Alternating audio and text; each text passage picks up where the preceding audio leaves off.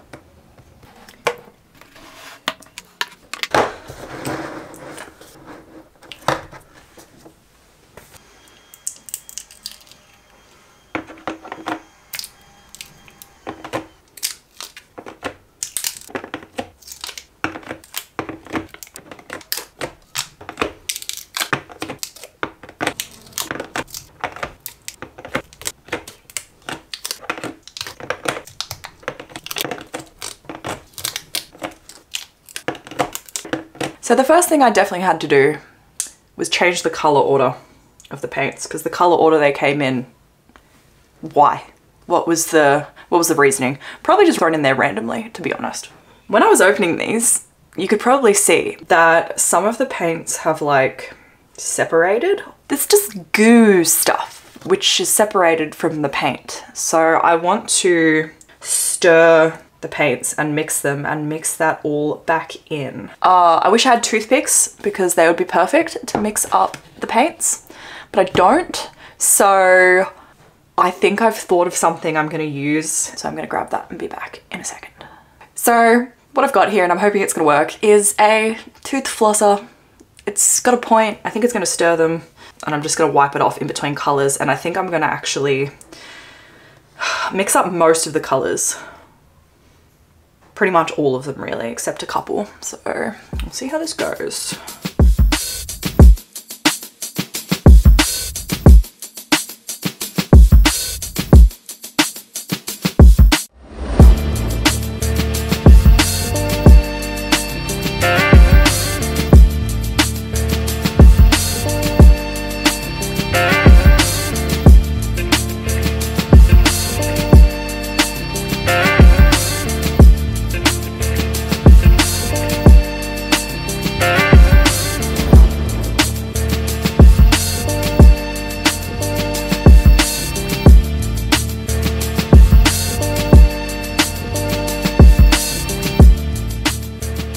Okay, I mixed up the worst ones. I probably should have mixed all of them up, really, because look how pretty they look when they're all like smooth. But I want to start painting. So I'm not actually going to swatch these in the traditional swatching sense, but just move this out of the way. What I am going to do, because I have all the little like lid things that I pulled off and they've got paint on them. So I'm going to, did I do it on this page? No, that's filthy. Why don't I do it on this page? So I'm gonna actually just smush down the lids on this page here. And we're gonna get some swatches. How smart am I? So the names of the paints are on the lids that you peel off and obviously throw away, but they're not on the cups themselves. So if I do end up wanting to refill certain colors that I use up, I am gonna have trouble doing that if I don't record what their names are somewhere. Even though, look, see, look at that. You can see that weird separation. These aren't gonna be pretty swatches, but you know, whatever. It's still fun. I just wanted to smush them. Yeah. Ooh.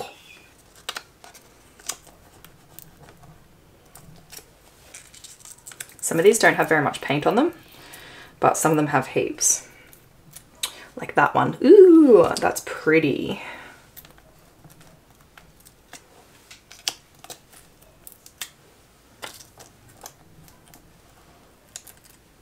This one doesn't have very much on it, so I'm gonna kind of smush it around. Yeah, perfect.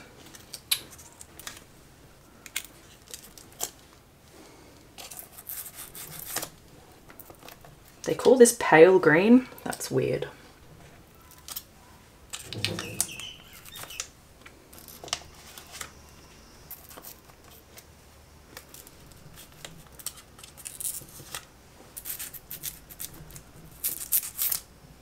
So this has barely any paint on it, but let's try to, yeah. I guess we're gonna call that a swatch. This one also doesn't have very much on it either, but it's gonna give us the gist. This is very therapeutic, because I hate that there was like, on some of them there was so much paint on the plastic. This is the perfect use for it. Let's go back in and fix this one if we can.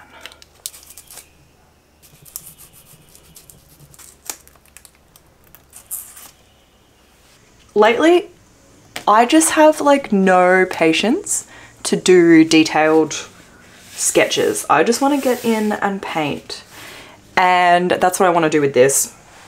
So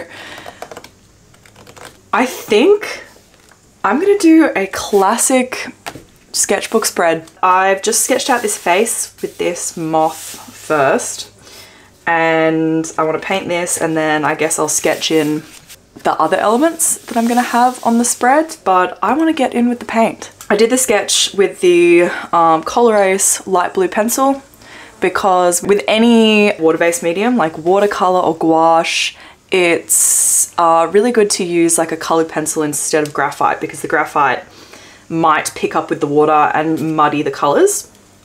So I've chosen, please excuse my extremely smashed phone. I'm getting a new one any day now, and this is truly horrifying, but I've had it since 2020, so this is going to be our reference photo. I love the lighting in it, and that's what I'm going to try to achieve on this portrait. I'm very much trying to get better and experiment with different lighting effects in my artwork, different lighting and color, and I think this reference is perfect for that. I'm gonna be using the palette that it came with. I'm gonna be mixing my colors on here, and I'm gonna be using the paintbrushes that the set came with.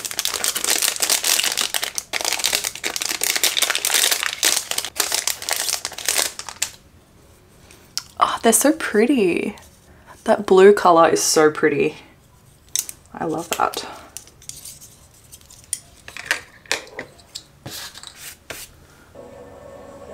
It was like so dope. That exhibit was just so amazing. I did it. I finally did it, and I bought the jelly gouache. I think, like most people, I had my heart set on getting the full 86 color, I think it is, set. You know, like the massive one. But I watched some videos, like I've watched jelly gouache, Himi gouache videos for a long time. This is why I've wanted this paint for a long time. But when I actually decided that I was gonna buy it, I watched some more videos, and I realized that I'd probably enjoy the smaller size set more.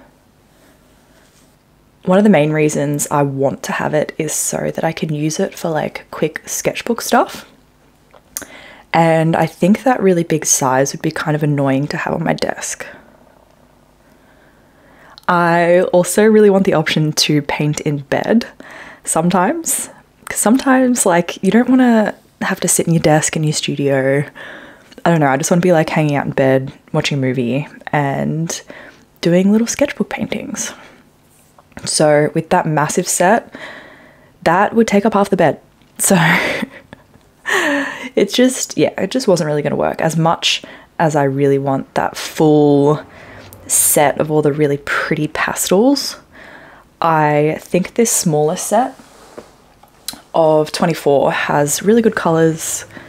I can mix pretty much any color my heart desires, and yeah, I think the color selection in it is everything that I need.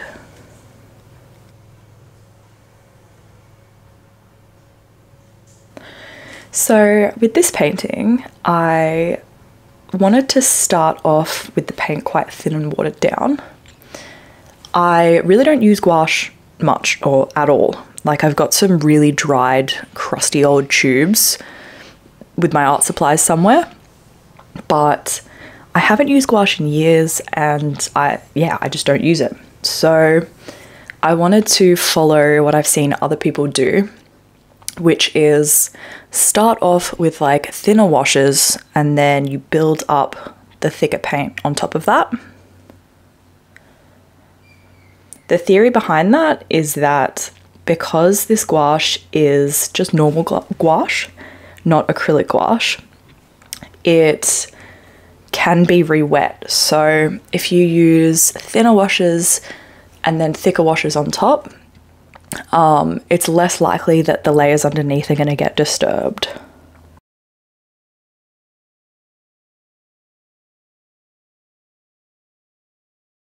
So I really liked using that flat brush. I thought it was quite a good size, and I was able to really block in shapes with it well.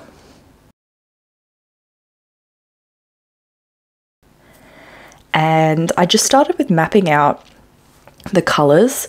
I knew I was going to have to go way darker, but I was trying a new art supply, and this reference it's very, like, what I'm painting is very powerful. It's got very bold color and very bold lighting and high contrast. So with gouache, I think it's better to layer dark on light, because I think because you can re-wet it, if you try to put light on top of dark, there's probably more of a chance of, again, it disturbing the layer underneath, if that makes any sense. That was what I was going for in my head. So I thought I will start with lighter washes, and then I can always go darker. And I knew I'd definitely have to go way, way, way darker.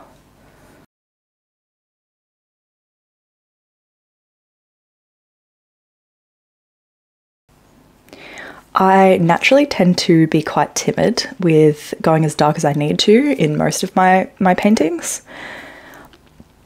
Usually because I paint in acrylics, that's not too big of a deal, but I would like to grow my confidence and be able to put in those darks as dark as they sort of need to be the first time around. But, you know, that just takes practice.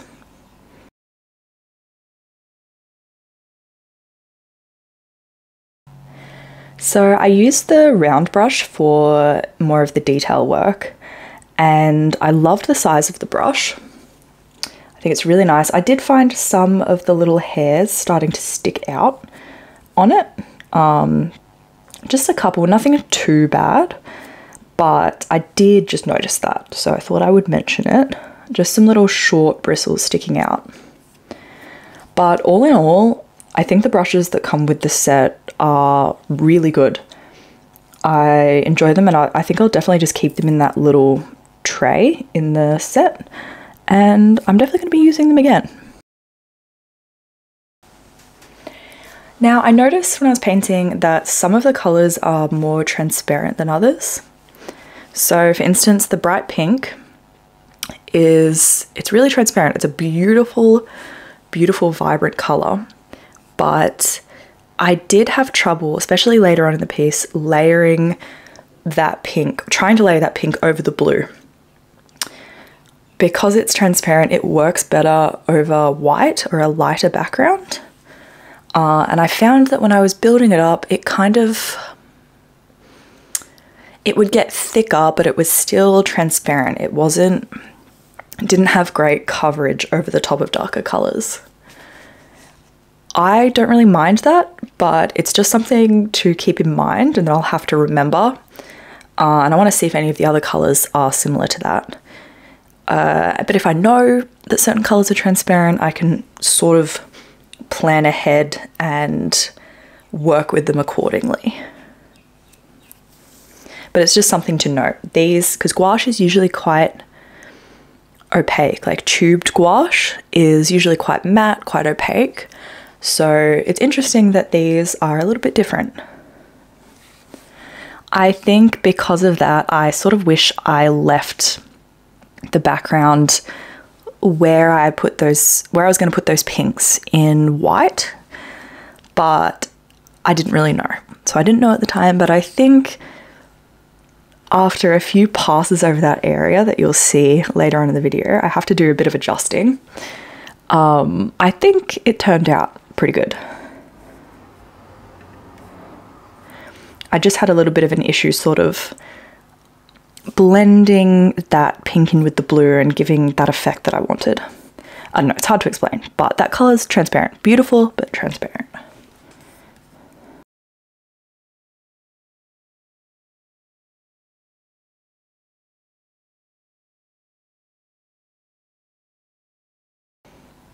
So I've noticed about this gouache that the paint is already getting like a little bit crusty on the edges of the tubs, and I painted with the lid off. So I kept the lid off the set while I was painting because I kept dipping back in to get more colors.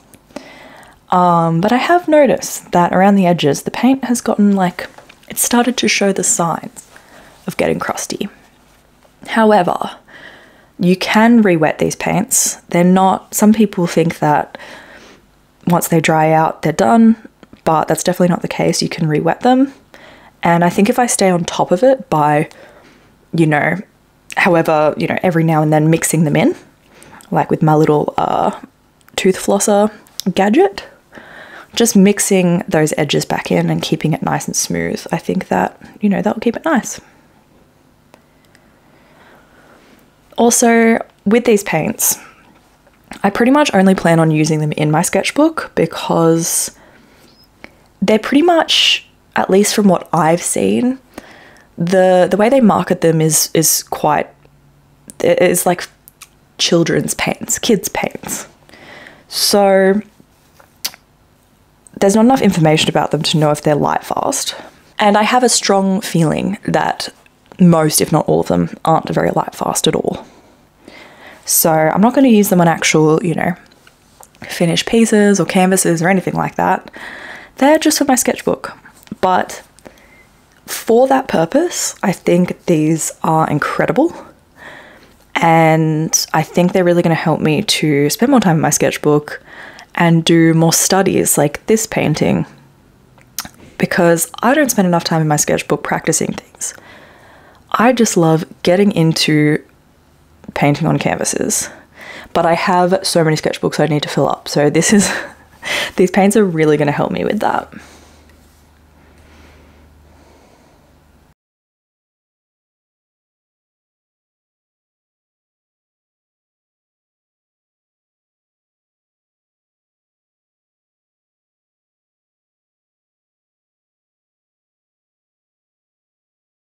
So I really loved painting the hair. I mixed black with like a darker red for a not quite black color, as I wanted like a subtle difference between the actual black of the background and then her hair, because her hair was nearly black, but I wanted to just have that little color differentiation. I think high contrast reference photos like this one that I used are really great for learning to see hair as shapes, because you can't really see the individual strands as much. So you see strong shadows and strong highlights in blocky shapes, and painting the shapes that you see, not what you think hair looks like, is what gives hair that more realistic kind of appearance. Getting the main like big shapes in from the reference and still letting yourself be free and have fun, and sort of, you can make up shapes as you go. You can, I definitely didn't follow the reference to a T at all, but I did look for those main shapes. But painting hair like this is really fun, and it's always interesting to see the effect at the end. And it's always surprising because you're like, oh my God, that looks like hair.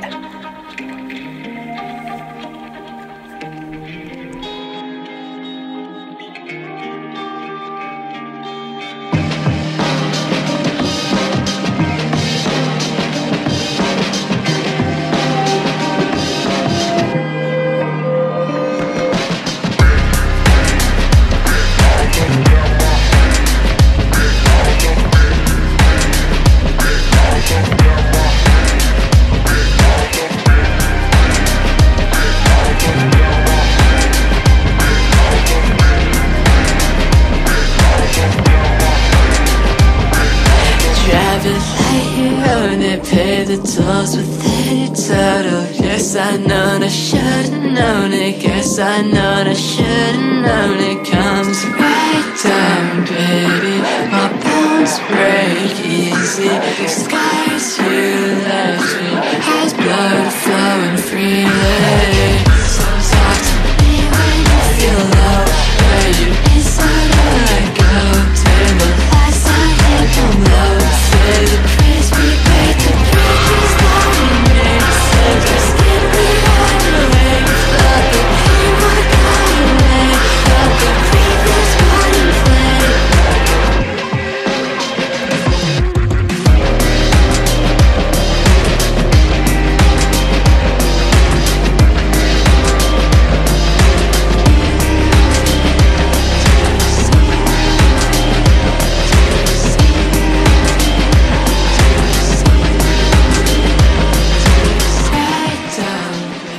So in hindsight, maybe I should have left the pink highlights on the face as they were, but sketchbooks are all about experimenting, so I just decided to try to increase the glow effect and just go for it because, you know, pushing yourself in your sketchbook is really the important thing. It doesn't really matter what the outcome is. So that's how we learn. So I thought I would try to increase that glow effect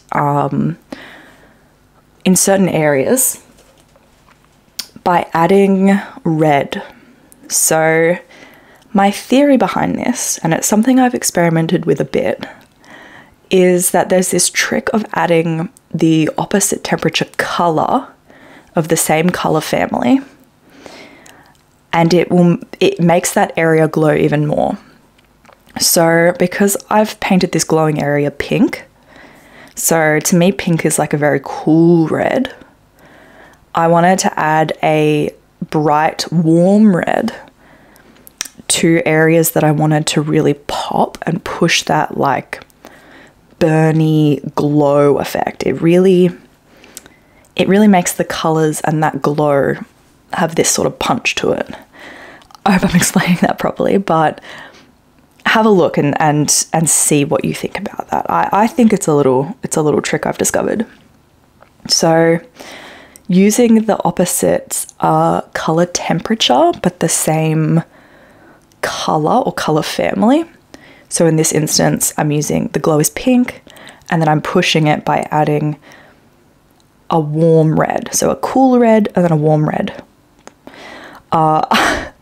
I don't think I'm explaining that very well, but I might make a full video on the concept at some point. And maybe the little tips and tricks I'm learning as I practice more on these sort of lighting and color effects in paintings.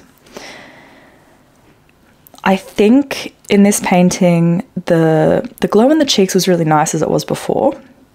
It was cleaner and sort of brighter. But I was sort of looking at the reference image and seeing that some parts of it, of that glow, were a bit more dull and some were brighter. And I was just sort of trying to figure out how to emulate that. So I'm happy with how it turned out. I like it. I think I learnt, and that's the important thing. So with all the colour of the portrait, I knew I wanted to keep that moth really simple. So I left it white. When I painted the background, I loosely painted the background around it, but I kept it white and I suggested some sort of movement, a little bit of movement with it by going over the edges quite loosely with a bit of dry brush with white. So I think it sort of diffused it and made it look a bit lighter and mothier.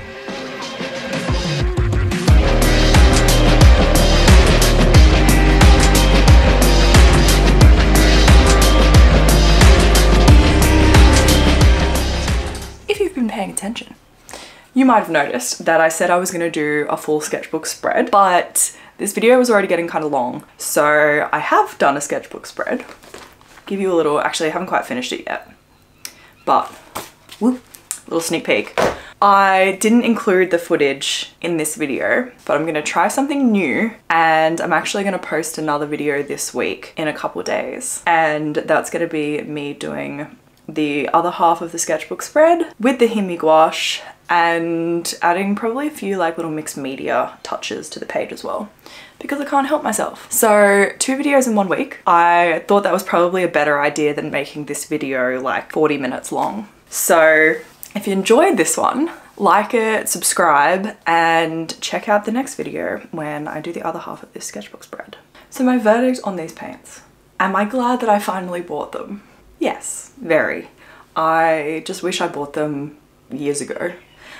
I really like them. I think they're really good for the price, and I think they're going to really help me to do more studies in my sketchbook, because I don't always want to crack out my acrylic paints and all the tubes and have the palette and have, you know, it just seems like more of a fuss, like squeezing out the paint.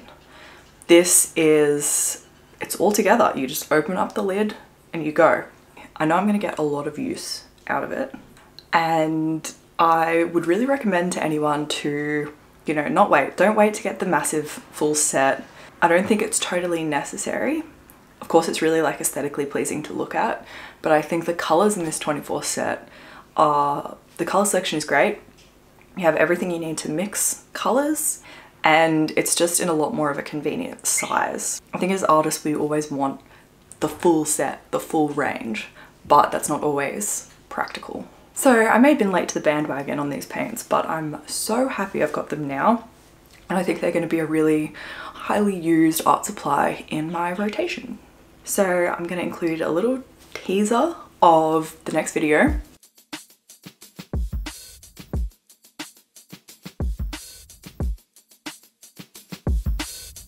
But right now I'm going to say thank you for watching, and I'll see you in the next video. Okay, bye!